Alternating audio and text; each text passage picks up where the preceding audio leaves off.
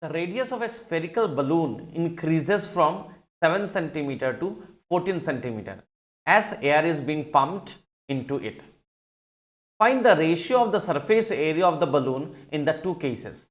They ask about the ratio of the surfaces of this balloon. So, if I consider the initial radius when the balloon was smaller in size, which has radius of 7 centimeter. As the balloon was pumped, the radius have increased and it became 14 centimeter. So, let me consider that to be R2. Now, if I assume the first sphere was this much size, the second sphere after pumping this, it could have got larger. Now, they are asking find the ratio of their surface area. You know how to find the ratio of surface area?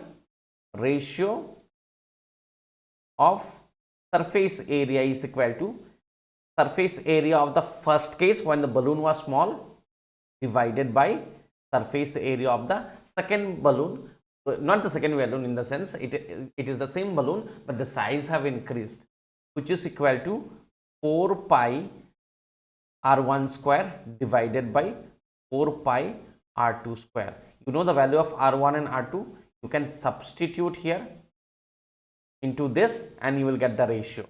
As I show it for you here, you can see 4 pi r1 square by 4 pi r2 square. R1 value was already known, which is 7 centimeter, R2 is 14 centimeter. Substituting this after calculation, the ratio obtained is 1:4. So, this is